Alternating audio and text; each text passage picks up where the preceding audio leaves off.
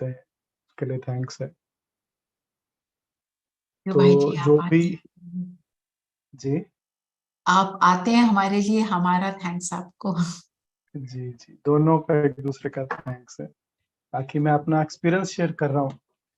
हम भी कारोबार में, सेवाओं में कुछ कुछ करते होते हैं, तो आप जो ये कुछ पुरुषार्थ के शब्द हमको भेजते हैं और लक्ष्य यही रखते हैं कि कोई भी चीज ऐसी नहीं बोलनी है कि जो हमें एक्सपीरियंस में ना हो।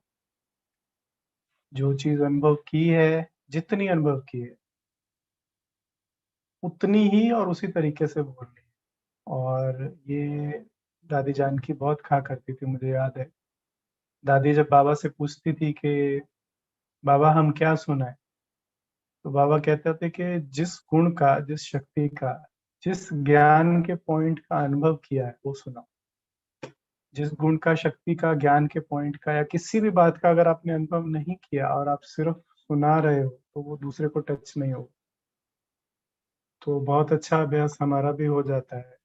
और ये जो मुरली हमारे साथ शेयर की थी और बोला परिवर्तन करके अ, समाने समाना उसको और पावर टू एडजस्ट, दो लक्ष्य दिए थे। तो ड्रामा अनुसार ऐसी कई कंडीशंस हमारे सामने आजकल आ रही है, मेरे सामने भी आ रही है। तो अच्छा लगा कि बाबा की तरफ से मुझे आपके थ्रू या कहीं से भी बाबा भेजता है, एक पॉइंटर मिलता है। तो कुछ पुराने दिन भी याद आए और कुछ आजकल जो सेवाएं दी हैं बाबा ने, उसमें भी ये चीज मेरे बहुत काम आई, उसके लिए थैंक्स। तो इसमें एक छोटा सा एक्सपीरियंस से सुनाता हूँ, क्योंकि मुझे एक्सपीरियंसेस ही ज्यादा ज्ञान से जोड़ने अच्छे लगते हैं और मेरे ख्याल से वही हमारे अंदर बैठते हैं। जी। जब मैं मधुबन में आया और मुझे लक्ष्य दिया गया कि आपको सारे भारत को एक सूत्र में बांधने वाला सॉफ्टवेयर बनाना, नाम भी कनेक्ट बन रखा उसका। तो जितनी बड़ी हमारी जिनके प्रति हम निमित्त बनते हैं, जिनको संतुष्ट करने के निमित्त बनते हैं, तो जितने लोगों के हम संपर्क में आते हैं उतनी ही वैरायटी होती है। और अक्सर हमने ये देखा है, अक्सर नहीं, 99.9% ये होता है कि सभी का ओपिनियन ठीक नहीं होता है।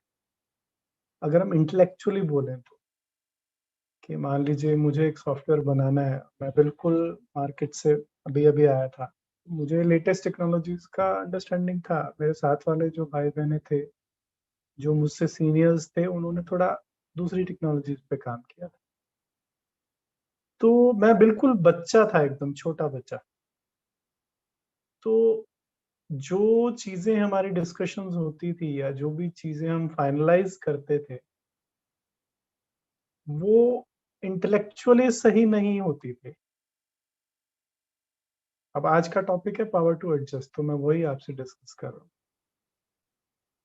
पर हमें ये समझना है, जो बाबा मुझे, मतलब शाम तक मेरा माथा भारी हो जाता था, क्योंकि इंटेलेक्चुअली मुझे वो चीजें ठीक नहीं लगती थी। पर जब मैं बाबा के सामने, क्योंकि अमृत वेले का मेरा संस्कार बहुत अच्छा था, बहुत स्ट्रांग था पहले दिन से ही। तो जब मैं बाबा के सामने बैठता था, तो बाबा उस बात का रूहानी अर्थ मुझे समझाता। कि जैसे मान लीजिए कोई एक चीज आपकी बुद्धि अनुसार 5 दिन में, 7 दिन में, 10 दिन में पूरी हो जानी चाहिए, और आपकी बुद्धि में एक इमेज बन जाती है, ये चीज जो है हफ्ता 10 दिन में पूरी हो जानी चाहिए। एडजस्ट किससे करना है?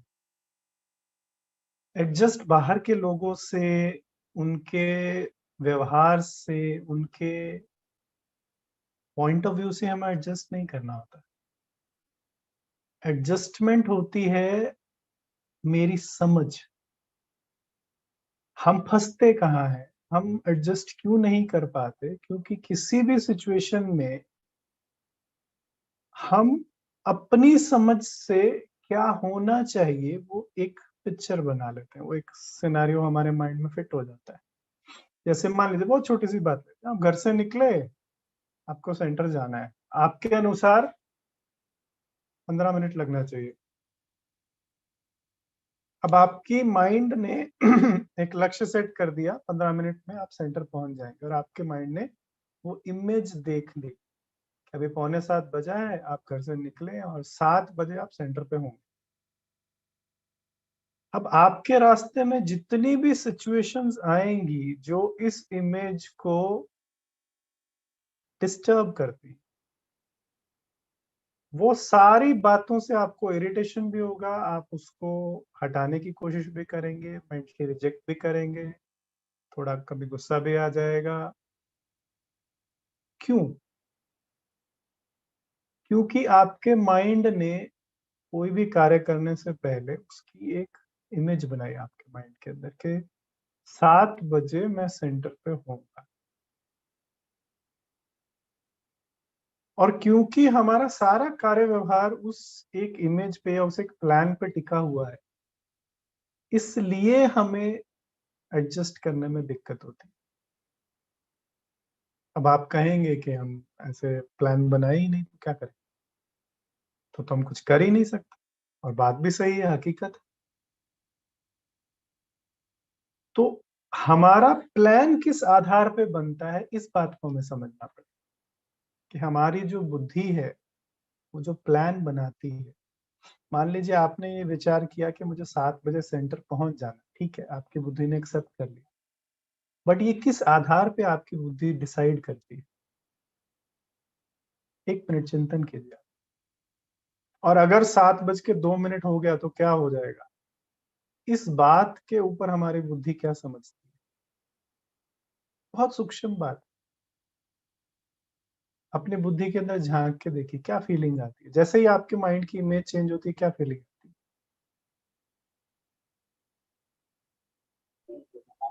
हम बाकी रिजिड कब होते हैं? जी बोलिए। हमें ऐसा सोचना है कि इतनी टकमक नहीं होनी चाहिए, 2 मिनट बीच से लगे कोई बात नहीं। कहीं न हाँ, ओम वो आपकी शांति बात भाई सही जी, है। ओम शांति भाई जी, कहीं न कहीं फेल्यूर की फीलिंग आ जाती है कि हम अपने सक्सेस अपने एम में फेल्यूर हो गए हैं हम। जो एम बनाया था उसमें पास नहीं हो पाया, उसको क्लियर नहीं बहुत कर पाए। बहुत अच्छा, शुक्र। और कोई बता। आधी क्लास तो आपने मेरी वो यूं ही साफ कर दी, अब मुझे क्लास करवाने की जरूरत नहीं है। जी, और किसी को कुछ कहना है? देखिए, हमारी जो बहुत काल की फीलिंग है, फीलिंग, वो हमारे बुद्धि के लक्ष्य की रचना करती है, बहुत काल की। आप उठ के आज जा रहे हैं और आपके बुद्धि ने एक इमेज बनाई, वो आज नहीं बनाई, अभी नहीं बनाई, इस वक्त नहीं बनाई। आप रिजिड क्यों होते हैं, कंपल्सिव क्यों होते हैं? क्योंकि आपका इमोशन, आपके अंदर की फीलिंग, बहुत समय का, बहुत काल का जमा जो आपके अंदर है, वो वेरियस इमोशंस आपके अंदर जो इकट्ठे हुए हैं, उसके आधार पे आपका जो मन है, आपकी जो बुद्धि है, वो डिसीजंस लेती है। मान लीजिए हम लेट हो रहे हैं, अब उसके भी दो कारण हो सकते हैं, एक यथार्थ हो सकता है, एक अयथार्थ हो सकता है। यथार्थ कारण से लेट हो रहे हैं तो बुद्धि क्या कहती है, अयथार्थ कारण से लेट हो रहे हैं तो बुद्धि क्या कहती है? हर सिचुएशन में हमारी बुद्धि का रिएक्शन क्या है? अगर आप इसके अंदर देखेंगे तो सूक्ष्म में हम हमारे बारे में जो सोचते हैं, वो चीज हर चीज के अंदर घुसती है, हर बात के अंदर घुसती है। अगर मैं अपने आप से खुश नहीं हूं, तो मैं चाहूंगा कि मेरे आसपास वाले सभी मुझसे खुश रहे, क्योंकि वो खुशी मेरे अंदर जनरेट नहीं हो रही। तो मेरे आसपास की आत्मा 5 मिनट के लिए भी अगर मिसअंडरस्टैंडिंग में आती है, तो मेरे अंदर हलचल होगी बहुत सारी। हलचल का कारण, क्योंकि मैं आत्मा खुशी अंदर से जनरेट नहीं कर पा रही, इसलिए मेरा पूरा फोकस बाहर की चीज के ऊपर है। जब आत्मा किसी भी फीलिंग को जनरेट करने के लिए अपने आप को असमर्थ फील करती है, अंदर से अपने आप को हारा हुआ फील करती है, तब वो उसकी खोज बाहर करती है। और यही वो कारण है जिसके कारण हम सिचुएशंस के, बातों के, चीजों के प्रभाव में आ जाते हैं। अब ऐसा क्यों होता है? ये बिल्कुल नेचुरल बात है। अगर आप में से सभी को या किसी को ये बात की फीलिंग आती है कि भिन्न भिन्न जो फीलिंग्स हैं मेरे अंदर होनी चाहिए इस समय पर, वो नहीं है, और इस कारण आपकी डिपेंडेंसी बाहर बन जाती है, कोई गलत बात नहीं, कुछ गलत नहीं है इसमें। सिर्फ एक छोटी सी करेक्शन कर, जब हम 5 स्वरूप का अभ्यास करते हैं या हम योग का अभ्यास करते हैं, तो बाबा ने एक अच्छी प्रैक्टिस करवाई है कि 5 स्वरूपों में अच्छी अच्छी चीजें देखो, है ना। हम 5 स्वरूप का अभ्यास क्या करते हैं?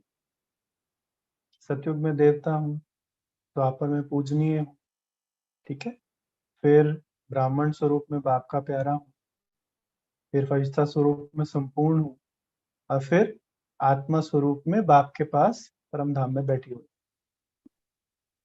ये स्वमान है, सही है, पर एक बात जो हम भूल जाते हैं, हम कहाँ से होके आए हैं? पिछले 2500 साल हम कहाँ होके आए? द्वापर कलयुग में होते हैं। द्वापर कलयुग में जिन संस्कारों में से हम होके आए हैं, वो संस्कार कहीं नहीं है, हमारे अंदर ही पड़े। आप समझते हैं? बाबा कहता है आत्मा के अंदर 84 जन्मों का पाठ पड़ा हुआ है। समझते हैं? ये बात हमको समझ आती है? और किसी भी संस्कार की वृत्ति क्या होती है? कोई भी आदत है, कोई भी संस्कार है, उसका नेचुरल स्वरूप क्या है? कि वो अपने आप को रिपीट करने की कोशिश करेगा। बिल्कुल नेचुरल बात। कोई भी संस्कार, कोई भी विचार अपने आप को रीइंफोर्स करने की कोशिश करता है, ये नेचुरल बात है। बट अगर हम उस विचार के ऊपर फर्दर हाय तौबा करते हैं,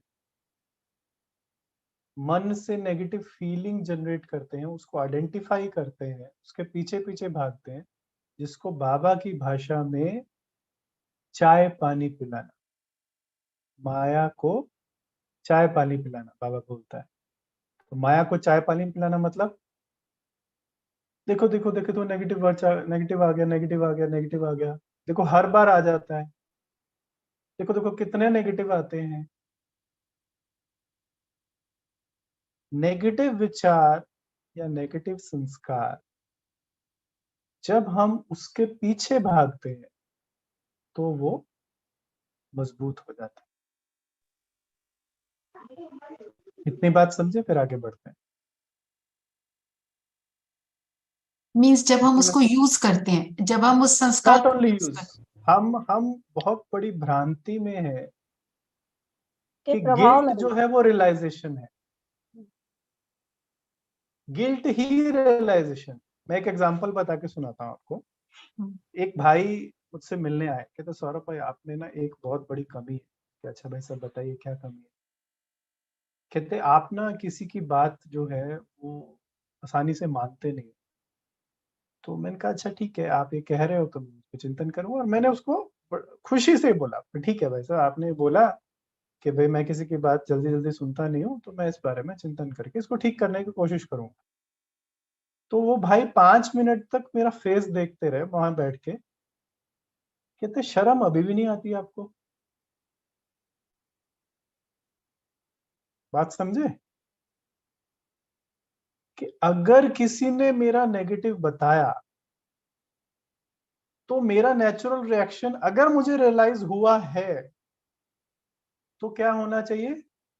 दुखी होना, प्रताड़ित होना, अंदर से बहुत गिल्टी फील करना, गिल्टी फील करना। और एकदम अपने अंदर में घुस जाना, किसी से बात नहीं करना। तब मुझे रियलाइजेशन हुआ है। तब कहेंगे कि हाँ भाई मेरे को ये बात समझ में आ गई है कि मेरे अंदर कमी है। ये समझते हैं, हमारा नेचुरल रिएक्शन यही होता है। रियलाइजेशन तब तक नहीं हुआ जब तक हमने कोरोना पीटना नहीं किया अंदर से। मतलब ये भी हमारा संस्कार है, we think we think and we expect, and that is why we keep on doing it. Correct. Adjustment का मतलब क्या है? देखिए आप रोड पे जा रहे हैं, एक खड्डा है, एक साबुत रोड, आप चुपचाप साबुत रोड से निकल जाते हैं। This is adjust. मुझ आत्मा ने 84 जन्मों का पाठ बजाया है। मेरे अंदर सारे के सारे संस्कार इस समय संगम पर प्रेजेंट हैं, बट मुझे किन की रचना करनी है? एक्सेप्ट पूरे संस्कारों को करना है। कलयुगों को भी करना है, सतयुगी को भी करना है, द्वापर युगी को भी करना है, त्रेता युगी को भी करना है। कि मैं मुझ आत्मा ने ये पार्ट बजाया है, इट्स नेचुरल, बट अब मुझे कौन सा पार्ट बजाना है? कोई व्यक्ति है, वो जॉब में चला गया, पढ़ लिख के बड़ा हो गया, अगर वो अपने बचपन के दिनों को ही याद करता रहे और उसी के अनुसार अपना कर्म करता रहे, तो क्या वो आगे की लाइफ में सक्सीड कर सकता है? भाई ठीक है, बचपन में गरीबी थी, आपने मेहनत करके अमीर बन गए, भाई अब तो अमीर बन जाओ। बहुत सारे भाई बहने बचपन की याद में, बचपन की तकलीफें, बचपन के दुख, हम बहुत दुख थे, हम बहुत दर्द थे, और हम निकल आए की फीलिंग एम्पावर नहीं करती है। बाबा ने हमको निकाल दिया, हम उन सिचुएशन में से बाहर आ गए, कलयुग का अंत हो गया, द्वापर का अंत हो गया, और अब हम आत्माएं आगे कहाँ जा रही? आप समझ रहे? हमारी बुद्धि में हमारी समझ, हमारी इमेज, हमारे लिए जो हम सोचते हैं वो आधी है, और वो आधी कौन सी है? द्वापर कलयुग वाली है, और मोस्टली कलयुग वाली है, क्योंकि उसकी मेमोरीज हमारी बुद्धि में होती है। एडजस्टमेंट का मतलब बिल्कुल सिंपल है, जो हमारा आदि अनादि स्वरूप है उसको भी उसमें इंक्लूड करो। हाँ मैं कलयुग में ऐसा था, बट ओरिजिनली मैं ऐसा, दोनों विचार मेरे बुद्धि में इमर्ज होंगे, अपने आप जो पावरफुल विचार है वो दूसरे विचार को मर्ज कर दे अपने आप। दूसरे को भी आप मतलब इग्नोर मत कीजिए, है वो पार्ट था, और उसका रीजन है क्योंकि आत्मा ऊपर से नीचे उतरते उतरते पतित हो गई। थैंक्स बाबा, आपने बाहर निकाला। असल में मैं आत्मा शुद्ध संपूर्ण स्वरूप भी हूं, ही हूं नहीं, भी हूं। तो पूरा चक्र हमारी बुद्धि में आया, और जब आपकी बुद्धि दोनों विचारों को एक्सेप्ट करती है तो पॉजिटिव विचार अपने आप रीइंफोर्स हो जाता है नेगेटिव के ऊपर। आपको खुशी का अनुभव,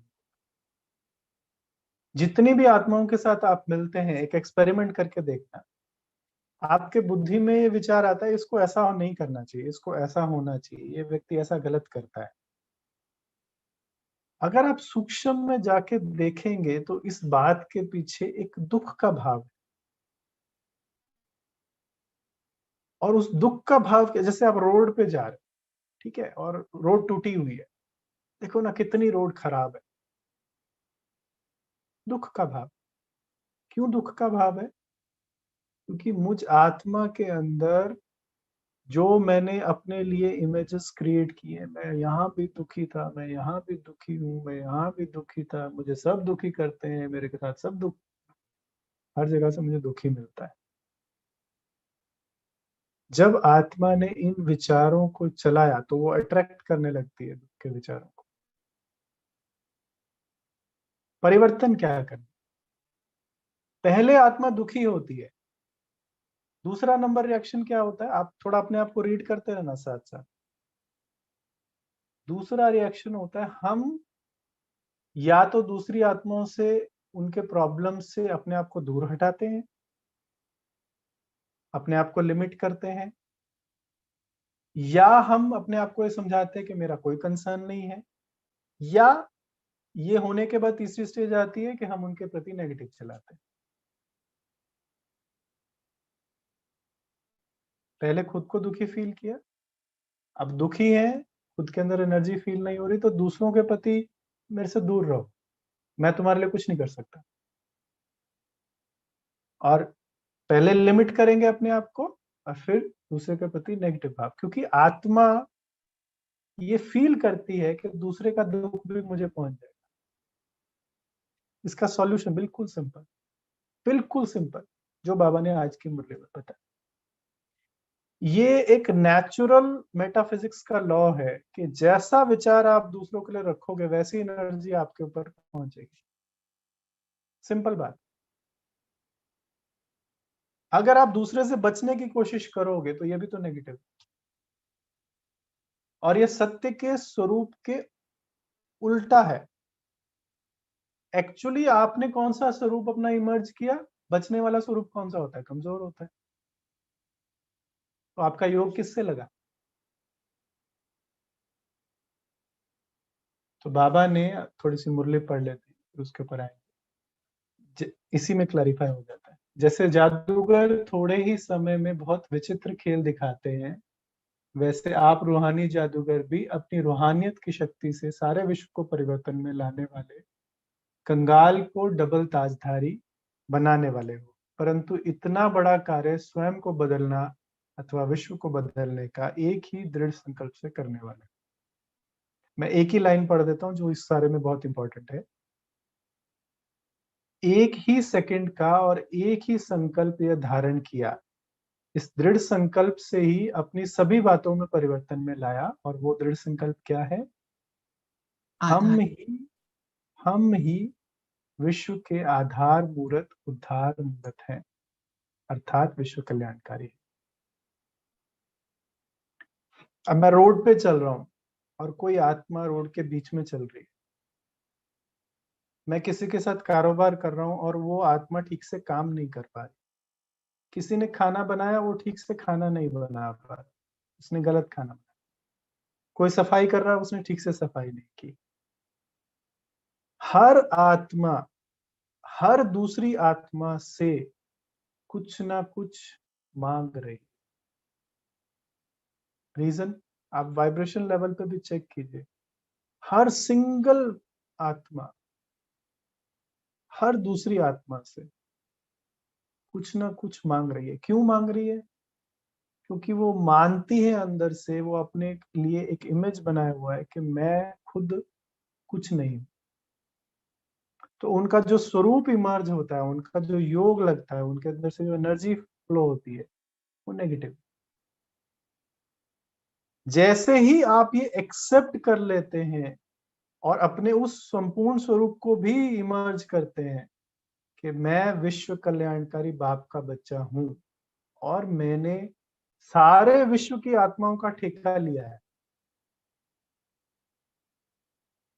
नेचुरली आपका योग बाबा के साथ लगता है। एक सेकंड के अंदर अभी भी करके देखिए। कोई व्यक्ति है, आप उसको देख के इग्नोर करते हैं, कोई दिक्कत में है, आप उसको देख के इग्नोर करते हैं, आपका योग लगता है बाबा से। योग समान वृत्ति वाली आत्माओं का लगता है। शिव बाबा की वृत्ति क्या है? जैसे ही हम अंदर से, फिजिकली पॉसिबल नहीं है मैं मानता हूं, बट स्पिरिचुअली ये बात 100% पॉसिबल है। जैसे ही हम ये बात को अंदर से एक्सेप्ट करते हैं, वो स्वरूप भी इमर्ज होता है, हमारा बाबा से योग भी लगता है, उस आत्मा को वाइब्रेशन भी मिलता है। और सबसे इंपॉर्टेंट बात, हम सेफ हो जाते हैं।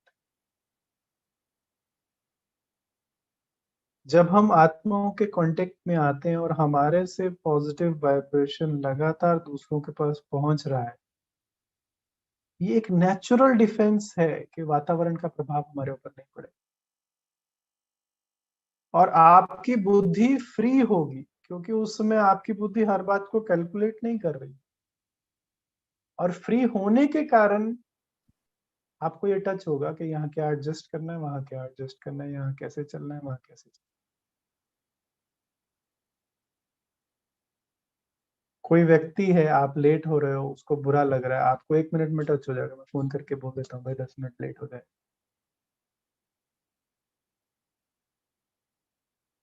आपका मेंटल प्रिपेयर्डनेस, जो भी आत्मा जहां भी मिलती है उसको मुझे 2 4 10 20 अच्छे वाइब्रेशन, अच्छे शुद्ध वाइब्रेशन देने, क्योंकि मैं सबके लिए जिम्मेवार। फिजिकली आप सबके लिए जिम्मेवार नहीं हो सकते, आपके लिए फिजिकली पॉसिबल नहीं है, बट ये विचार की कमजोरी अपने ऊपर हावी नहीं होने दे अगर हम, तो हमारी बुद्धि जिसको जो चाहिए वो देने की सामर्थ्य रखती है और वो इमर्ज हो जाता है। आई थिंक इसका थोड़ा बहुत पार्ट मैं आपको क्लैरिफाई कर पाया कि जैसे ही हमको ऐसा फील होता है कि सिचुएशंस मेरे पे हावी हो रही है, सिर्फ इतना सा चेक करें कि मेरी वृत्ति उसके प्रति क्या है। हमारी बुद्धि नेगेटिव तभी देखती है जब हमारी बुद्धि अपनी महानता को भूलती है। मुझे सदा सर्व को देते रहे।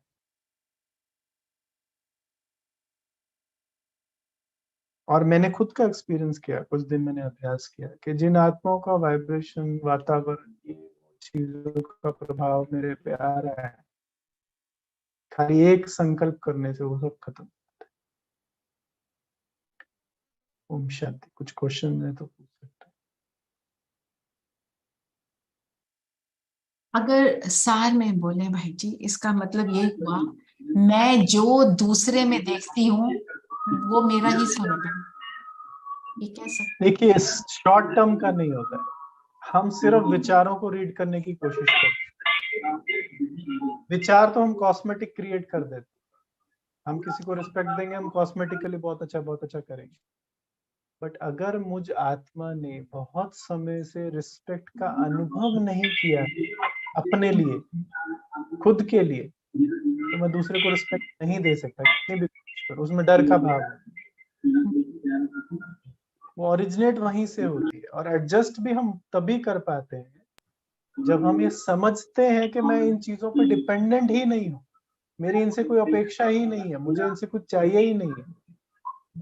रिजिडिटी का कारण ही ये है कि हमारी इच्छा है, कुछ प्राप्ति की इच्छा है, कुछ ना कुछ चाहिए उनसे, इसलिए रिजिड हो जाते। जब मुझे आपसे कुछ चाहिए ही नहीं तो मैं हर बात में एडजस्ट कर जाता ये जी भाई जी मेरे से कुछ पूछना है। भाई जी जैसे भाई जी बगल वाली बहू को ना मतलब बहुत टॉर्चर करते थे। आवाज कट रही है। हाँ, म्यूट हो गए हो आप सीमा बहन, आप म्यूटेड हो। शुरू से नहीं सुना भाई जी? अभी ठीक है। कि बहू को ना ससुराल वाले बहुत टॉर्चर करते थे, तो 4-5 दिन पहले उसकी डेथ हो गई, तो रिपोर्ट नेगेटिव आई है। तो इसमें हमें क्या करना चाहिए? जैसे मतलब मेरा उनके प्रति ना बहुत नेगेटिव चल रहा है कि बहू को ऐसे तकलीफ थी बोल के, तो मतलब मैं उससे बाहर आ ही नहीं पा रही हूँ। बहुत अच्छा। आप, बाबा एक शब्द बोलता है, त्रिकालदर्शी और संपूर्ण ज्ञानी, ये 2 टाइटल एक्सेप्ट होते हैं आपको? बाबा कहता है तुम सब कुछ जानते हो। बाबा के बच्चे, भगवान के बच्चे सब कुछ जानते हैं। एक बार मैं आपको छोटा सा एग्जांपल सुनाता हूँ। जानकी दादी लंदन में थे, उनके सामने किसी भाई ने किसी दूसरे भाई को शूट किया और उसकी डेथ हो गई। और क्योंकि जानकी दादी वहां थे और सबने देखा कि जानकी दादी ने उनको देखा है, तो जानकी दादी को कोर्ट जाना पड़ा गवाही देने के लिए। तो बहुत दुख का और उसका माहौल था कोर्ट में, और वो जज भी बहुत वो था, वकील भी बहुत बहस कर रहे थे। दादी एकदम आराम से बैठी। तो दादी से पूछा कि दादी आपने क्या देखा? तो हिसाब किताब चुप्तू कर रहे थे। 2 आत्माओं के बीच में हिसाब किताब था, वो चुप्तू कर रहे थे। उस सिचुएशन के अंदर जो दुख है वो मेरे अंदर क्यों? मुझे प्रभावित क्यों कर रहा है? क्या हम ज्ञान युक्त आधार पे ये नहीं समझते कि कल्प के अंत में 700 करोड़ आत्माएं अपना हिसाब किताब भोगना के थ्रू ही चुकतू करने वाले हैं, और हम निमित्त हैं उनके अंदर की इस दुख और इस भोगना को खत्म करवाने के लिए। ज्ञान युक्त विधि से हम उनको सकाश देते, चलो तुम्हारा हिसाब किताब चुकतू हुआ, अब इस आत्मा को दुख का प्रभाव ना आए और आगे और हिसाब किताब ना बनाए। बट वो कब आएगा? जब मैं ज्ञान स्वरूप स्थिति में स्थित होकर सोचूं। अगर दो आत्माओं का बहुत करड़ा हिसाब किताब है तो क्या होगा? माता जी, माता जी, सीमा बहन क्या होगा? आपसे पूछ रहे हैं, आप अनम्यूट कीजिए। भाई जी, जैसे मैं उस दिन गई थी ना, तो वहां पे मेरे को एक आंसू भी नहीं आया, यही था कि हिसाब किताब चुकतू हुआ, लेकिन बस मन में ना एक हफ्ता से वो चल ही रहा है कंटिन्यू। नहीं, आप ज्ञान स्वरूप होके उस विचार को सोच रहे हैं, या आप ये समझ रहे हैं कि मैं फीमेल हूँ, देखो फीमेल्स के साथ कितना गलत व्यवहार होता है, हम लोग सदियों से सहन करते आ रहे हैं, ये दुख का भाव। ज्ञान युक्त होके सोचिए कि इन आत्माओं को मुझे सकाश देना है, इनके दुखों से मुझे मुक्त करना है। अच्छा, आप मुझे जैसे एक बात मन में बताइए। आता उनको सजा मिलनी चाहिए, तो मेरी यही ये गलत यही है या गड़बड़ है, सही है? यही गड़बड़ है, यही गड़बड़ है। अगर किसी एक व्यक्ति ने दूसरे से पैसा लिया और दूसरा आके वापस मांगता है तो इस बात की सजा मिलनी चाहिए, पहली बात। दूसरी बात, आप सुबह कोई और सूट पहना या आपने साड़ी पहनी और दोपहर को कुछ और पहन लिया तो क्या हो गया? कुछ फर्क पड़ गया? शरीर भी तो कपड़ा ही है ना। उस दुख में जब हम भागीदार बन रहे हैं तो हम दुख बढ़ाने के निमित्त बन रहे हैं, हम ज्ञान युक्त स्थिति में स्थित होकर नहीं सोच रहे हैं। आप समझ रहे हैं? रचना मैंने आप कहे तो मैं इसमें एक छोटी सी और अनुभव हाँ सुनाता हूँ। हाँ, बहुत ज्यादा बताइए बताइए प्लीज।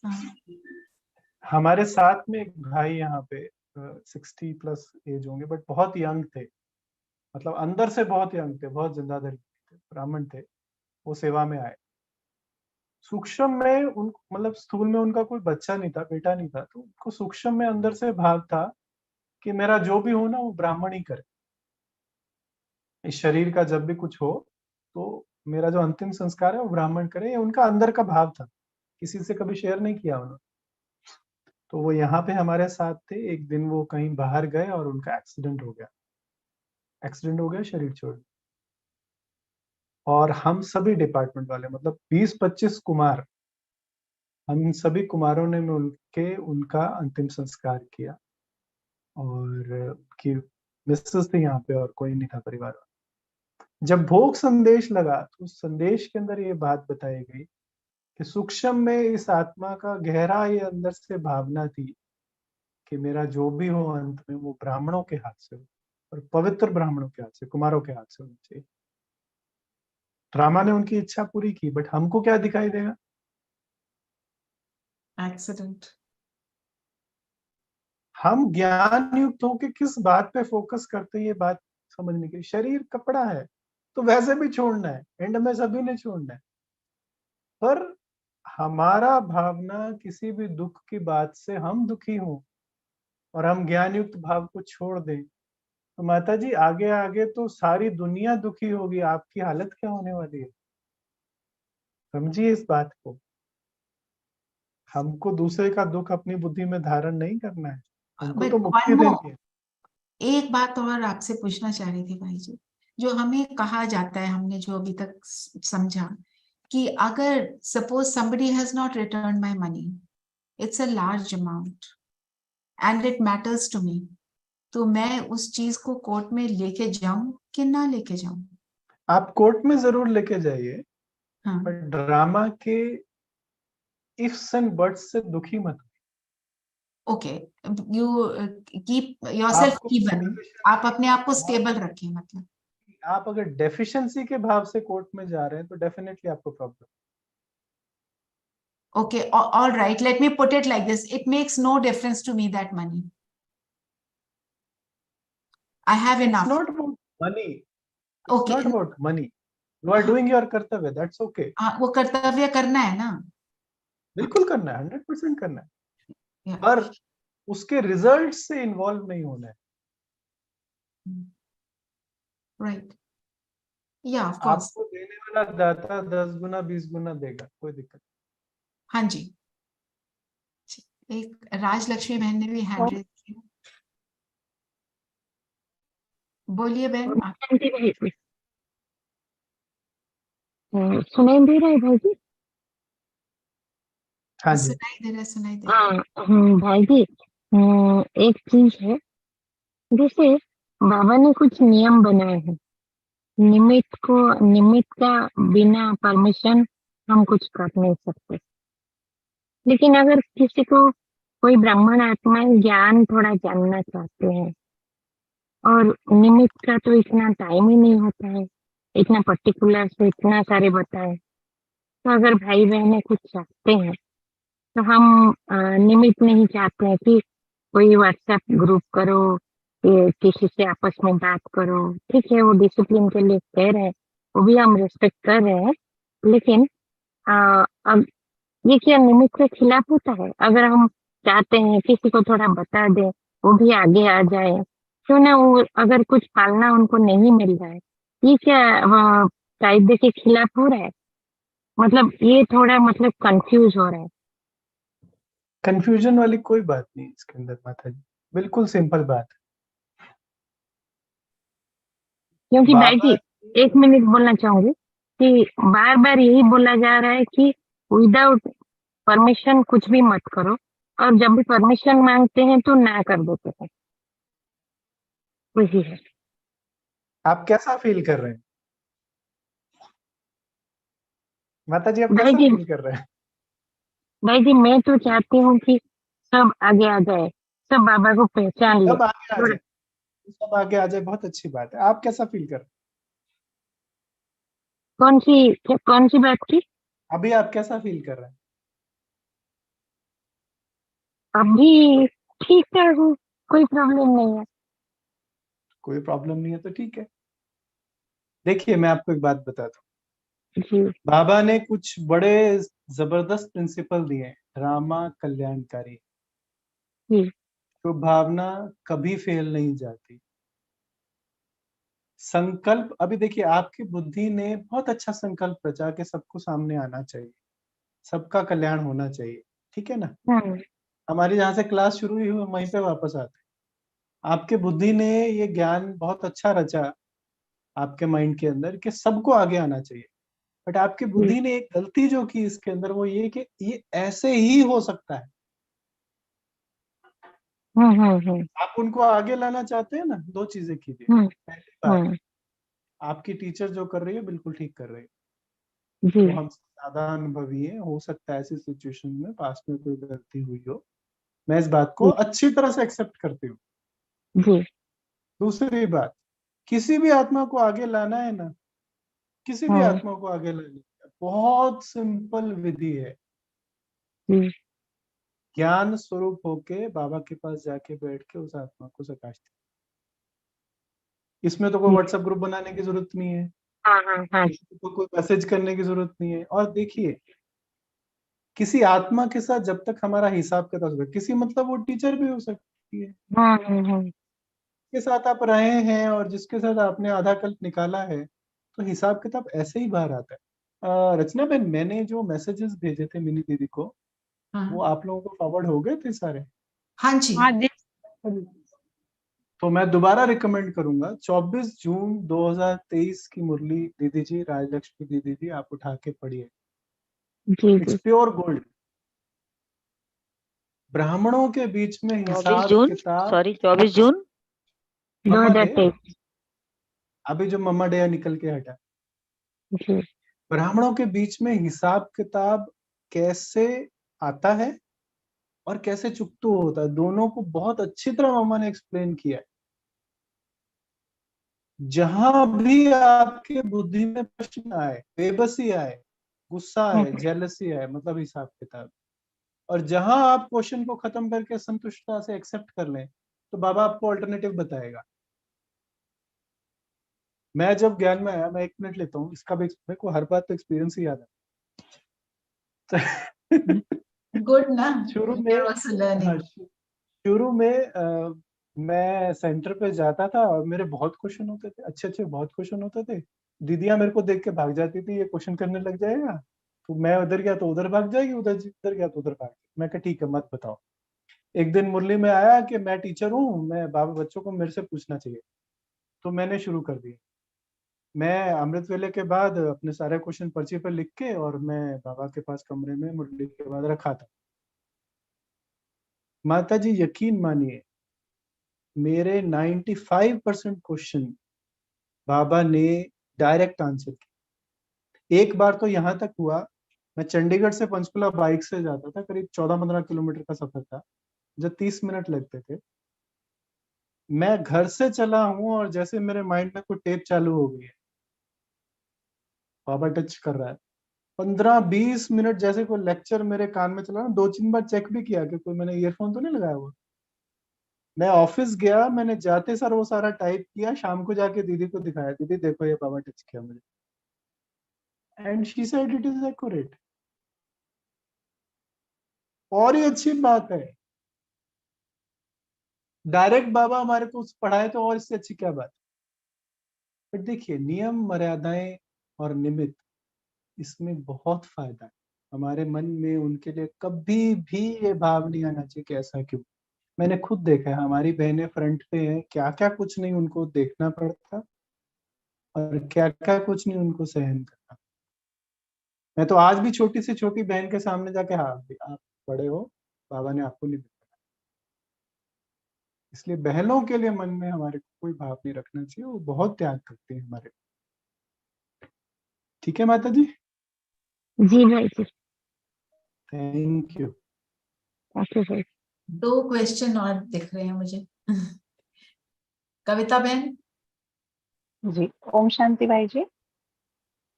जी, जैसे अभी दीदी ने पूछा था कि कुछ धन को लेके कहीं अटका हुआ है धन, तो ऐसे ही भाई जी, यदि हम लोगों की, हमारा, मेरा भी अटका हुआ है, लेकिन मेरा एक संकल्प रहता है कि मेरी किस्मत का जो धन होगा, एक सिक्का भी होगा, दुनिया के कोई कोने में भी होगा, तो वो दौड़ के मेरे पास आएगा ही आएगा। और यदि मेरा नहीं है तो मेरी जेब से गिर जाएगा। तो भाई जी, इस जगह ये संकल्प राइट है या हमें कुछ करना चाहिए? ये मेरा अगर बचपन से ये आपको, संकल्प है कि यदि, बहुत अच्छा, बहुत अच्छा, जी आत्मा ने पुण्य कर्म और पवित्र विचार संचित किए हैं, आत्मा के अंदर सेंस ऑफ कॉन्फिडेंस है, ये अपने आप में दिखाता है आपके संस्कार कैसे हैं। डिपेंडेंसी नहीं है मन के अंदर। देखिए, हमको जो भी प्राप्ति होती है वो आत्मा के गुणों और संस्कारों पर ही आधारित होती है। थोड़ा लाइट गई है इसलिए अंधेरा हो। तो अगर आत्मा गुणों से संपन्न है तो अपने आप जो चीज जिस समय चाहिए वो मिल जाती है। मैं इसमें भी एक बाबा का महावाक्य सुनाता हूँ, मिनी मैन आप भले सर्च कर लेना, मेरे को हर बात पे महावाक्य याद आते हैं। कोई बात नहीं, हम लोग के लिए तो बहुत अच्छा है। हाँ, मुझे बात के महावाक्य याद आते हैं। बाबा ने एक मुरली में कहा, किसी कुमार का प्रश्न था कि बाबा मैं लौकिक रीति से सक्सेसफुल नहीं हूँ, अव्यक्त बाप दादा के सामने। तो अव्यक्त बाप दादा ने कहा, जो कुमार संगम पर लौकिक रीति से सक्सेसफुल नहीं है और जो कुमारी संगम पर लौकिक रीति से सुंदर नहीं है, वो बहुत भाग्यशाली। हजम हो रहा है ये महावाक्य? जी भाई जी। तुम्हारा ध्यान नहीं भटकेगा, किसी का ध्यान तुम्हारे पे गलत नहीं जाएगा, तुम्हारी बुद्धि गलत चीजों में नहीं जाएगी। अरे संगम पर गरीब होना तो बहुत बड़ा भाग्य है, कितने वेस्ट से बच जाते हैं, पूछिए मत। तो जो हम, जिस समय हमको जो चाहिए, ये भी जरूरी है, जितना जिस समय ज्ञान अनुसार मिलना चाहिए, अटका हुआ मत समझिए उसको। वो किसी का देना था, दिया गया। जेन्युइन अगर पुरुषार्थ करके बिना दुखी हुए कुछ मिलता, ठीक है, नहीं तो मतलब किसी का देना था। दुख का भाव खत्म कीजिए। आत्मा सुखी है मतलब सब कुछ है उसके पास। जी। मधु बहन, मधु आहूजा, आपने हैंड रेज किया। थैंक यू भाई। थैंक यू बाबा। ओम शांति भाई जी। ओम शांति भाई जी। आपने कुछ आपकी पूछा? आवाज कम है। हाँ जी, ओम शांति भाई जी। आवाज नहीं आई है। आवाज आई? कम है कम।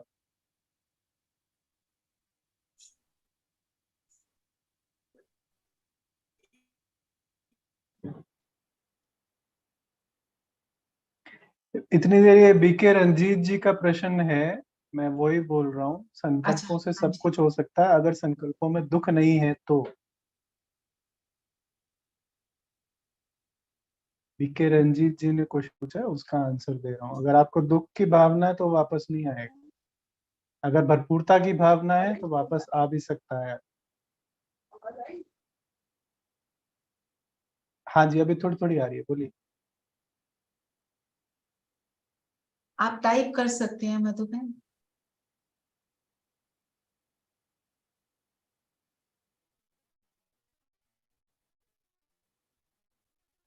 ओम शांति। नहीं आ गई आवाज। अब आ रही आवाज। क्या करे बताओ। आवाज आ रही है, बोलिए। आ रही है, बोलिए।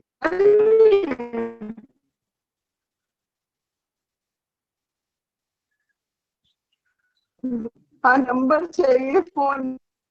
ओह, फोन नंबर चाहिए उन्हें। फोन नंबर चाहिए। दे दीजिए, दे ठीक, दीजिएगा। हाँ जी। मेरी बहन टाइप कर दें। बाकी जिसको फोन नंबर कर चाहिए वो पहले 000 जरूर डायल करना। हाँ जी, अगर वहां से आंसर नहीं मिले फिर फोन कर लेना। 000 समझे ना? हाँ बाबा जी। को पहले पूछना। बाबा को पहले देखो, यहाँ पे ज्यादा मीटर चलेगा, वहां पे मुफ्त में काम हो जाता है। जी भाई जी, आपके ये छोटे छोटे एक्सपीरियंस ही तो अच्छे लगते हैं, हमें भी प्रेरणा मिलती है कि कुछ नया करें, हम भी कुछ बाबा के साथ ऐसा करें जो आप जैसे करते हैं। इसलिए मैं जब शुरू में शांति। ज्ञान में आया, एक छोटा सा और सुना देता हूँ। मैं शुरू में ज्ञान में आया तो मुझे बड़ा जिद होती थी कि भाई सूक्ष्म वतन क्या चीज है। तो आप करके देखना कोई 6 मंथ्स मैंने ये पुरुषार्थ किया कि मैं गुरुवार के दिन सुबह 4 बजे उठ के, मतलब 3 बजे उठ के तैयार हो जाता था और 4 से 6:30 तक योग करता था, बिल्कुल साइलेंस। और हमारे वहां पे 6:45 बजे भोग लगता था। तो एवरी थर्सडे मैं 2.5 घंटे योग करके भोग में बैठता था और मुझे बाबा कुछ ना कुछ अनुभव करवाता। सूक्ष्म वतन में जो संदेशियां सुनाती है ना, सूक्ष्म में अनुभव होता था इसमें। तो वो वाला कंसेप्ट मुझे ऐसे ही क्लियर हुआ एक्सपीरियंस के द्वारा। तो बाबा मुरलियों में जो भी बोलता है उसका अनुभव करने का लक्ष्य रखिए, सब कुछ क्लियर हो जाता है।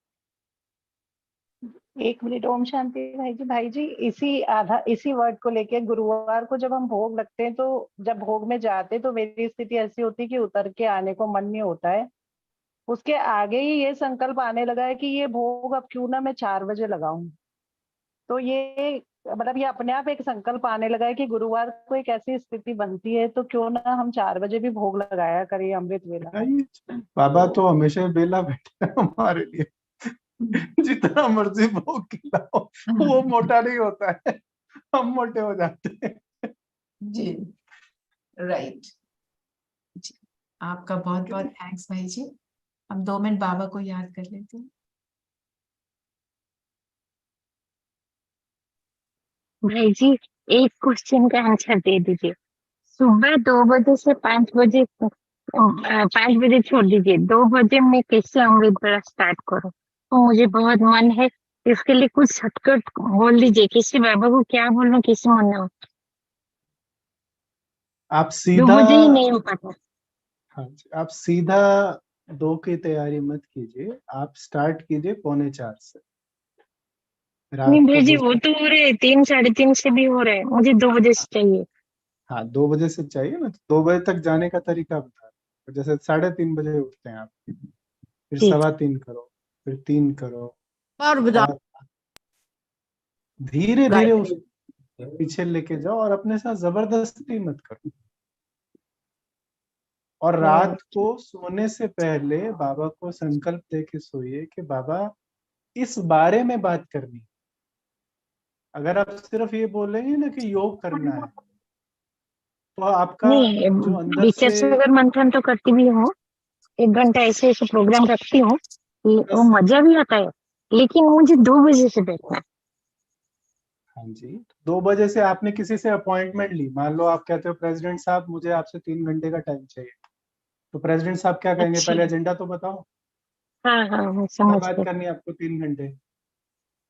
हम्म हम्म भाई हम्म मैं हम्म, आपको 15 मिनट का टाइम ही दूंगा, आपके पास एजेंडा ही नहीं है। इतने बड़े आदमी से अच्छा, टाइम ले रहे हो तो एजेंडा भी तो लेके जाओ ना साथ में, तो आपकी ठीक है बुद्धि ठीक है। एक्टिव हो जाएगी एकदम, नींद नहीं हाँ हाँ आएगी, योग एकदम एकदम एक्टिव लगेगा। बुद्धि में पहले से कंटेंट होता है तो फटाफट आदमी भाग के जाता है, ऐसे बैठना है ढीले ढाले और इधर उधर करके तो फिर बुद्धि एक्टिव नहीं, तो इसका ये राज ये है। नहीं नहीं भाई जी, वो प्रॉब्लम नहीं है। मैं अगर उठ के बैठ जाऊं तो बहुत सारी चीज है दिमाग में, वो सब बाबा से पूछ के सॉल्व करना, वो सब हो जाता है। लेकिन 2 बजे उठना, 2 बजे उठती हूँ तो फिर सोचती हूँ थोड़ा और सो जाऊं, वही उठ ही नहीं बहन उसी पाती। बात का आंसर दे रहा हूँ। जब आप किसी से मिलने जाते हो और आपके बुद्धि में एजेंडा क्लियर नहीं है कि ये बात करनी है, तो आपका मन होगा सो जाते हैं। जब आपके अच्छा, बुद्धि में क्लियर है कि मुझे बाबा से किस बारे में माथा खाना है, बाबा का किस बात हम्म का सॉल्यूशन लेना है, आज की आज मुझे इस बात का सॉल्यूशन चाहिए बाबा, तो आपका 1:45 बजे बुद्धि खुलेगी, एकदम अलर्ट होके उठोगे और नींद का नामो निशान नहीं होगा। ये सूक्ष्म भाव, बाबा को भी काम ठीक, लगाना होता है, बाबा के ओके साथ ओके ओके। करना होता है, बाबा से भी प्यार का ये अधिकार रखना होता है कि बाबा आज हम्म आप टीचर से मैंने ये बात सीखना है। हम्म। आपकी बुद्धि में एकदम क्लियर लक्ष्य होने से आप एकदम अलर्ट उठेंगे। अगर आप कहेंगे योग करना तो 10 मिनट बाद बुद्धि खाली, हम्म बाबा आपको कितनी देर का टाइम देगा, 10 मिनट का टाइम देगा। हम्म। ठीक है। ठीक है भाई जी, okay, thank you. Om Shanti भाई जी। ओम शांति। ललिता हाथ ग्रुप में चलवाइए। हाँ हाँ जी भाई जी, एक छोटी सी बात। हाँ, अभी तक लोन चुकाने का था। मेरा क्वेश्चन है कि अगर लोन हमने किसी का लिया है किसी से और हम दे नहीं पाए बिजनेस फ्लॉप होने की वजह से, और बहुत पुराना हो गया, बहुत एम्बेरसिंग होती है, और हमेशा लगता है कि जल्दी से इनका पैसा दें, और नहीं तो आंख मिलाने का दिल नहीं करता, लेकिन दे नहीं पा रहे हैं, तो क्या कैसे किया जाए? आपने खुद आंसर दिया है इस बात का। एम्बेरसिंग। जब तक आप एम्बेरसमेंट में रहेंगे तब तक ये हाँ भावना आपको नहीं छोड़ेगी। जो आत्मा हाँ। सामने वाली है जिसका देना है उससे खुल के बात कीजिए, उनको कहिए हमारी दिक्कत है, और एम्बेरसमेंट की फीलिंग्स से बाहर। नहीं भाई जी, ऐसा भी बोल चुके हैं, लेकिन लोगों को ऐसा सुनने में आ जाता है कि अपना सोच सब कुछ चल जाता है, देने की नीयत नहीं, ऐसा वैसा जब सुनते हैं तो फिर वो वाली बात आती है कि तो मरने से पहले चुका तो जाए। थोड़ा नहीं, मरने के बाद भी चुकाना पड़ता है माता जी, वो तो शरीर छोड़ के दूसरे शरीर में चुकाएंगे। अब तो नहीं चाहते ना बाद में नहीं चुकाए, हम तो आप चाहते ना इसी टाइम चुकाए। सुनिए, सुनिए, इस बात का सॉल्यूशन बाबा को इमर्ज करो। ब्रह्मा बाबा को हाँ कितनी गाली पड़ी, हाँ जी, वो लिखा था, बाबा को बोल ये देते हैं। बोलने से कुछ नहीं होता है, जो भी बोल रहा है उसके प्रति भी शुभ भावना रखो। आपको पता है ना सच क्या है। हाँ जी। देखो नेगेटिव बातों को बुद्धि में विचार करने के लिए अलाउ करेंगे तो नेगेटिव ही जनरेट, हाँ जी। ये सिर्फ पॉजिटिव को अपने बुद्धि में रख के और बाबा को सब समर्पित करके कोशिश करते रहिए, हो जाएगा। जी, ठीक है भाई जी। चलिए Om Shanti. Okay 2 minute time हो गया। साइलेंस करते हैं, बाबा को याद करते हैं, फिर हम बात करते हैं।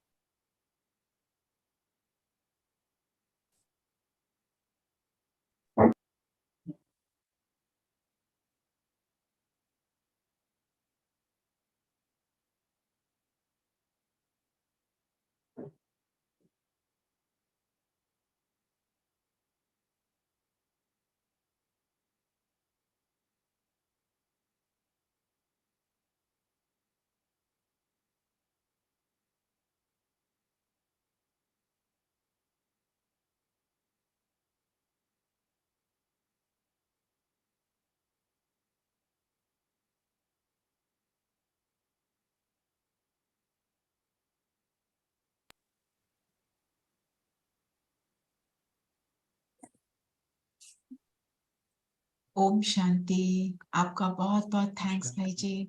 Thank you, thank you. Shanti.